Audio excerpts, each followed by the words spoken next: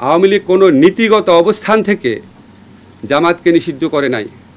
আওয়ামী লীগ রাজনৈতিক অপকৌশলের জন্য ছাত্র জনতার বিপ্লবকে নির্মমভাবে দমন করার জন্য এই ইস্যুটাকে এইভাবে ব্যবহার করেছিল।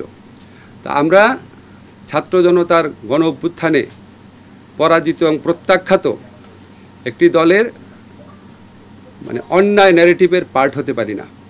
আপনারা জানেন যে জামাতকে আওয়ামী লীগ একটা বিশেষ সময়ে একটা বিশেষ উদ্দেশ্যে নিষিদ্ধ করেছিল। সেই নিষেধাজ্ঞা প্রত্যাহারের আবেদন করেছিল জামাত ইসলামী। তারপর আমাদের হোম মিনিস্ট্রি থেকে আবেদনের প্রেক্ষিতে সিদ্ধান্ত এসেছে যে নিষেধাজ্ঞা প্রত্যাহার করা হচ্ছে। আমাদের আইন মন্ত্রণালয়ের কাছে পাঠানো হয়েছে ভেটিংয়ের জন্য। ভেটিং মানে হচ্ছে টেকনিক্যালিটিস দেখা, নিষেধাজ্ঞা প্রত্যাহারের যে কাগজটা আছে সেখানে শব্দ চয়ন ঠিক আছে কিনা, ভাষা চয়ন ঠিক আছে কিনা, আইন অনুযায়ী কিনা। আমাদের আইন মন্ত্রণালয়ের এই ক্ষেত্রে কোনো নীতিগত সিদ্ধান্ত নেওয়া বা না নেওয়ার অবকাশ নাই। এখন আপনারা বলতে পারেন যে জামাতের নিষেধাজ্ঞা প্রত্যাহারের ব্যাপারে স্বরাষ্ট্র মন্ত্রণালয় যে সিদ্ধান্ত নিয়েছে ওটার প্রেক্ষাপটটা কী। আপনারা সবাই জানেন যে আমাদের সমাজে কিছু মহল থেকে বহু বছর যাবৎ জামাত ইসলামীকে নিষিদ্ধ করার দাবি উঠত, বহু বছর যাবৎ। আমি ঠিক বেঠিক ওখানে যাচ্ছি না। আওয়ামী লীগ কখনোই এটা করে নাই, কখনোই করে নাই। 15 বছর ক্ষমতা আছে, কখনোই করে নাই।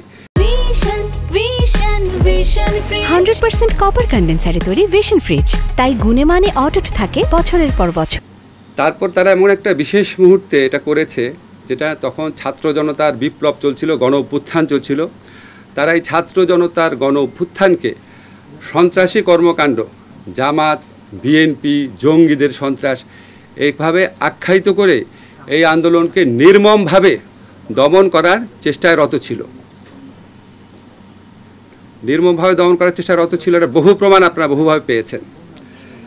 এবং আমাদের স্বরাষ্ট্র মন্ত্রণালয়ের পক্ষ থেকে পরীক্ষা করে দেখা হয়েছে তারা যে সন্ত্রাসী হিসাবে জামাত, বিএনপি, জঙ্গিকে আখ্যায়িত করেছিল, ওই ন্যারেটিভের পার্ট হিসাবে তারা জামাতকে সন্ত্রাসী সংগঠন হিসাবে হঠাৎ করে ঘোষণা করে একটা প্রজ্ঞাপন জারি করে।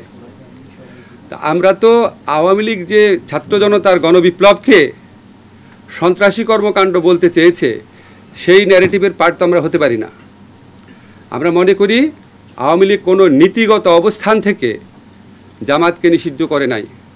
আওয়ামী লীগ রাজনৈতিক অপকৌশলের জন্য ছাত্র জনতার বিপ্লবকে নির্মমভাবে দমন করার জন্য এই ইস্যুটাকে এইভাবে ব্যবহার করেছিল।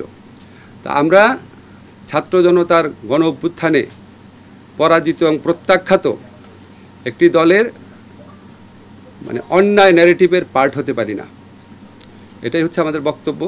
এবং আমাদের স্বরাষ্ট্র মন্ত্রণালয় থেকে তারা পরীক্ষা নিরীক্ষা করে দেখেছে আওয়ামী লীগের পক্ষ থেকে ছাত্র জনতার গণবিপ্লবকে যেভাবে সন্ত্রাসী কর্মকাণ্ড আখ্যায়িত করা হয়েছিল, জঙ্গি কর্মকাণ্ড আখ্যায়িত করা ছিল, এটার পার্ট হিসাবে জামাতকে নিষিদ্ধ করা হয়েছিল। এই ন্যারেটিভটা সত্যি না, সেটা ছাত্র জনতার বিপ্লব ছিল। ছাত্র জনতার বিপ্লবকে সন্ত্রাসী হিসেবে আখ্যায়িত করা, কর্মকাণ্ড হিসেবে আখ্যায়িত করা এবং সেটা একদম দলের উপর চাপিয়ে দেওয়া, তাকে নিষিদ্ধ করা, আমরা এই মিথ্যা ন্যারেটিভের পার্ট হতে পারি না।